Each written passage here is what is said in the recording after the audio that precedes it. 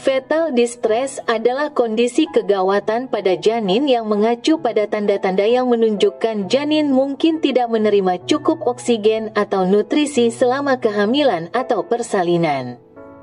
Kondisi ini dapat mengkhawatirkan karena pasokan oksigen dan nutrisi yang cukup sangat penting untuk pertumbuhan dan kesejahteraan bayi.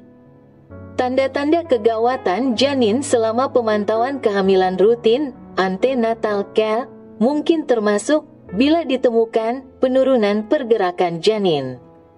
Penurunan pergerakan janin yang nyata atau perubahan pola pergerakan dapat menjadi tanda gawat janin. Detak jantung janin tidak normal. Memantau detak jantung janin selama kehamilan dapat membantu mendeteksi tanda-tanda kegawatan. Denyut jantung yang terlalu cepat lebih besar dari 165 detak per menit, terlalu lambat kurang dari 115 detak per menit, atau tidak beraturan dapat mengindikasikan kegawatan pada janin. Cairan ketuban bercampur mekonium.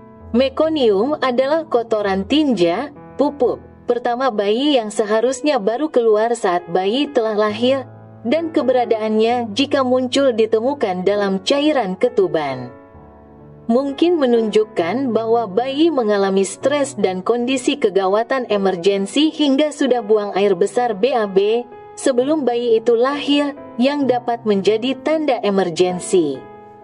Sementara apabila proses persalinan telah berlangsung, tanda-tanda kegawatan janin termasuk bila ditemukan pola detak jantung janin yang tidak normal. Memantau detak jantung janin selama persalinan sangatlah penting. Pola seperti takikardia persisten, denyut jantung cepat, bradikardia, denyut jantung lambat, atau deselerasi yang bervariasi, penurunan denyut jantung secara tajam, dapat mengindikasikan gawat janin. Cairan ketuban hijau mekonium mirip dengan kondisi selama pemantauan kehamilan. Adanya mekonium dalam cairan ketuban selama persalinan dapat mengindikasikan gawat janin. Kurangnya kemajuan dalam persalinan. Jika persalinan terhenti atau gagal mengalami kemajuan meskipun kontraksi sudah cukup, hal ini mungkin menunjukkan bahwa bayi mengalami kegawatan dan persalinan macet.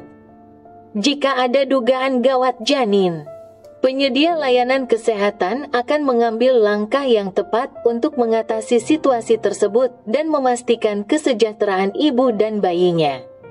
Hal ini mungkin termasuk mengubah posisi ibu, memberikan oksigen kepada ibu, memberikan cairan infus, atau melakukan persalinan darurat seperti operasi caesar jika diperlukan.